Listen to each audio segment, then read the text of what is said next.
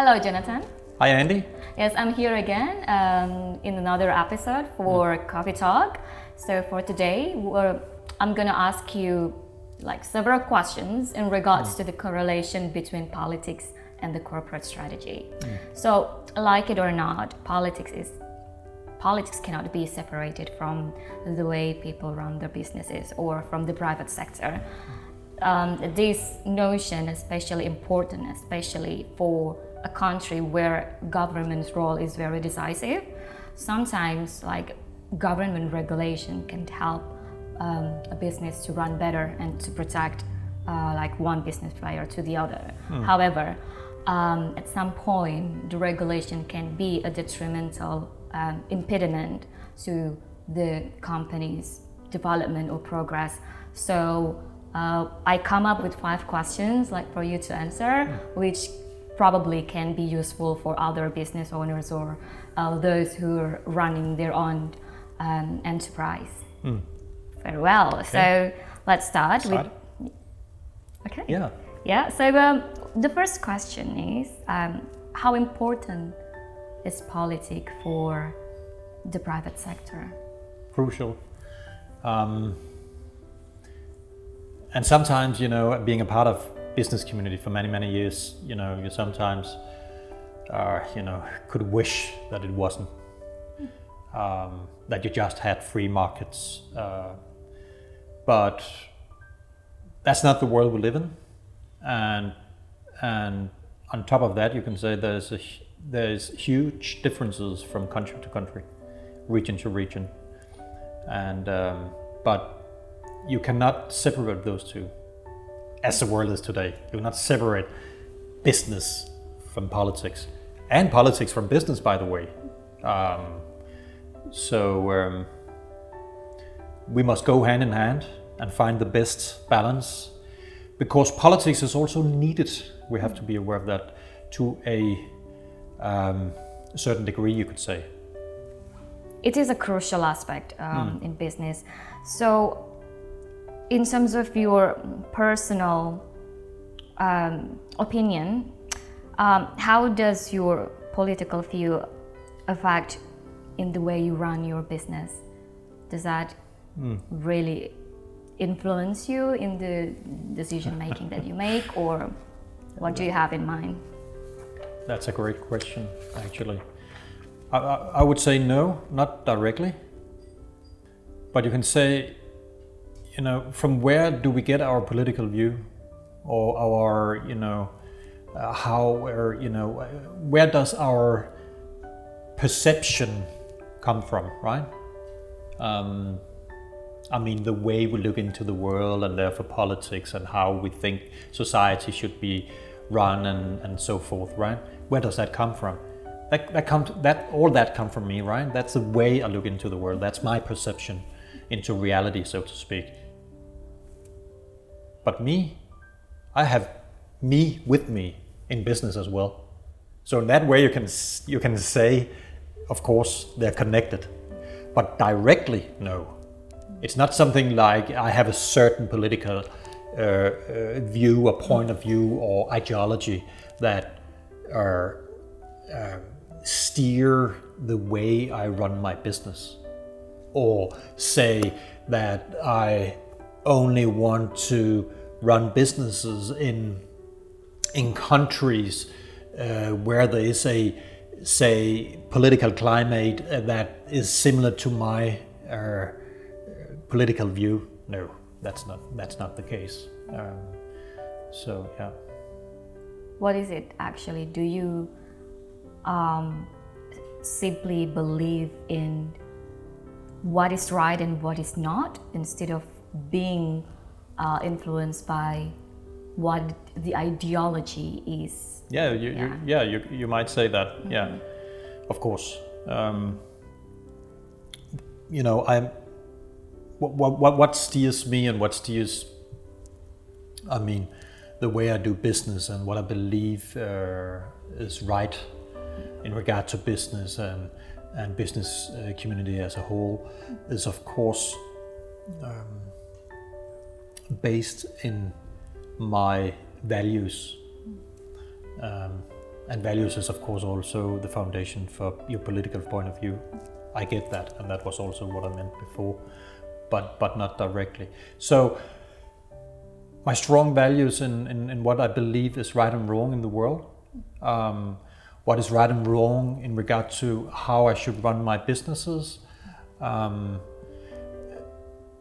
the whole idea behind impact-driven business, as we talked about in the last episode, right, is based on my values and is based on the impact I want to make or do or create in around me, so to speak, whether it's very local in the business itself or it's the impact the business has in society and the world as a whole. So all that is of course connected and based in very strong values, I would say. Values that has a deeper meaning for me, and which has created my why, as we also talked about a few episodes ago. And so it's based on, I would say, why not try to create good instead of try to create bad? You choose, right? It's your responsibility as a human being. I strongly believe that it's your responsibility to choose what path you want to walk in your life, and we can either choose good or we can choose bad. Of course, there's a big gray zone between those. I get that and agree in that. But if you every morning you wake up, ask yourself that question: how do you want to? What kind of day do you want to create today? What kind of impact do you want to create today in your surroundings? You can say, whether it's people or it's your own, experiences or whatever it is that day will bring. You steered. You are in control. It's your responsibility, and it's up to you what you put into that. Okay. That's my strong belief, and that's you can say, why is that relevant to that fantastic question you asked me? Yeah, it's relevant because it's a foundation it's my value base, you can say, and of course all that steers me in whatever I do in life, also my businesses and the way I do business. Can we talk about investment? Please. Yes. Okay, so as a global investor yourself, how important the political stability is to the way you decide whether you go or not with this certain country or a certain business? Yes, to the latter. Yes, to the latter. Of course it has. I have to say I do business in many different countries also. Let's say a bit more unstable countries, unstable political, in the political sense, but there's no doubt that, say we are opening a branch office in a regional branch office somewhere on the planet.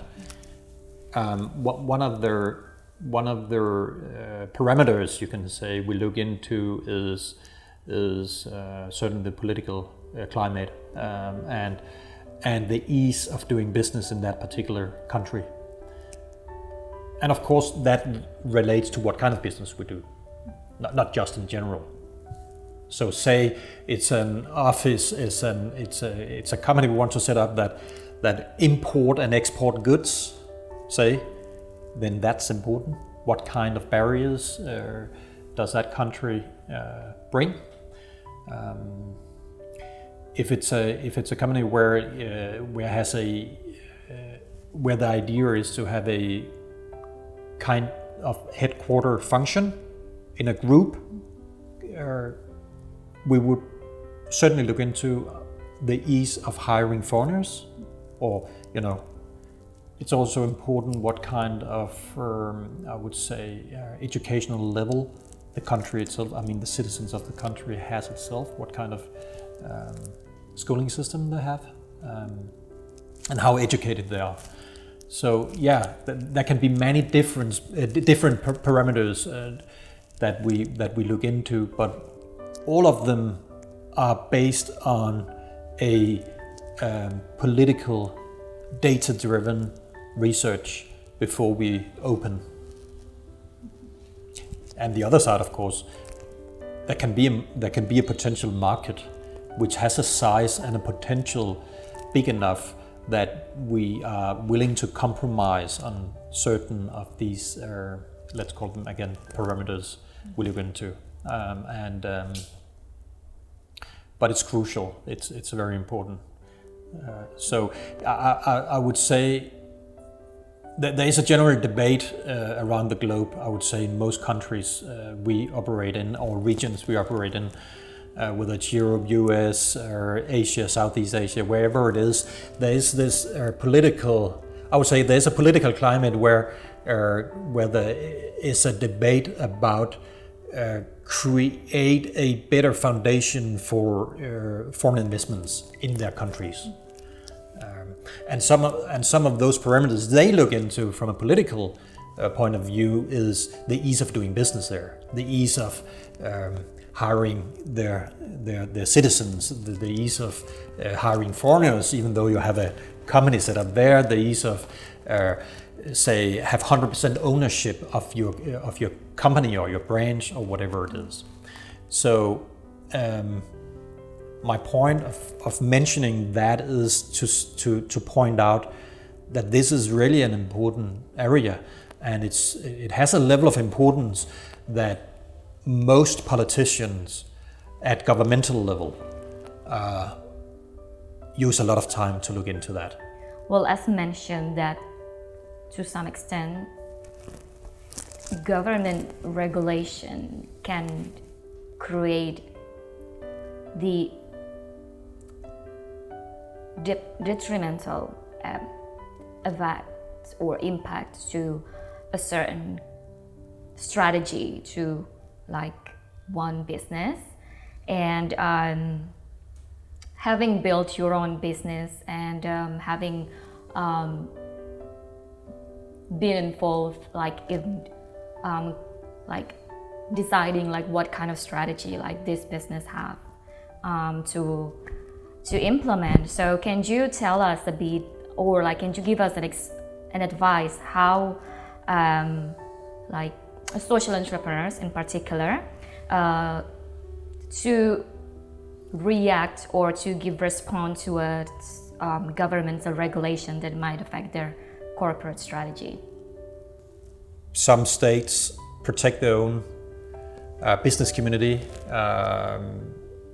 and don't want to open up, motivated often to make it easier for their own businesses, their own people to thrive.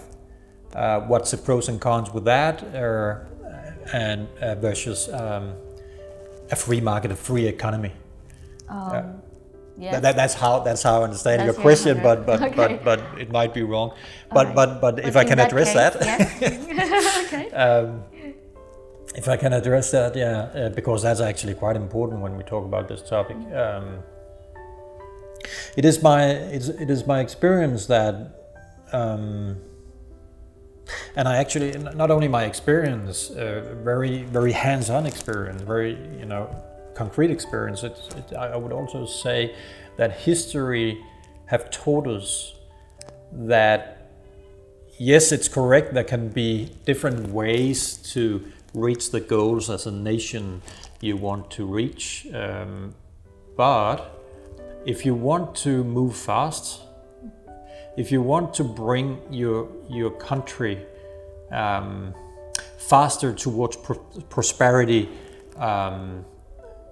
for your people, not just for an elite or a smaller group within the country, but to the people, the strongest tool is open market, an open market approach or free market approach. Yes, of course, it comes with certain regulations. It's still necessary. It's still necessary in the world we live today. I believe the future will bring a more conscious approach for the majority in the business community and those who run businesses. And when that comes, it might be different. But as it is today, it's still necessary. That's my point. But governments have to be careful to not regulate too much. And with that I mean put too many barriers, put too much protectionism, put too much effort to to bring the idea forth that it should be better for your people to avoid interference in your economy from, say, foreign competition. That, if you ask me, and I can be very direct, no, let me just say it's not true, if you ask me. And I certainly believe history have taught us that. And I think the motivation for doing that is either based on lack of knowledge, if I can say that, and that's totally okay, or it's not based on lack of knowledge, but on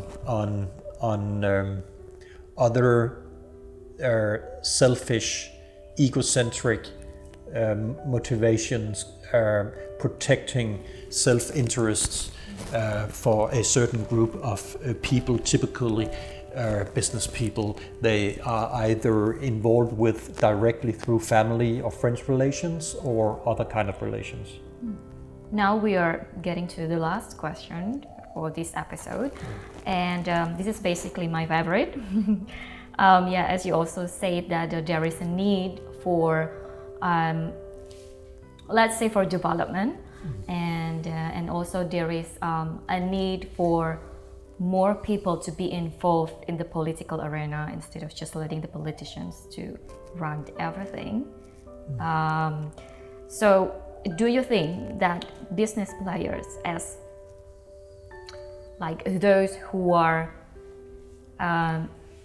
who will be affected very much on the regulations, especially on those that very strict or like as opposed to the free market, do you think that business players should be more involved in politics? I believe that's the truth we see today. It's a fact, right? We have an American president coming from the business community. We have people in government in Indonesia who comes from the business community, and we see that all around the globe, I would say. But whether it's a good idea, I would say from the, I think when you have a democracy, it's crucial that you have people in parliament that comes from different parts of society, and that will also include the business community.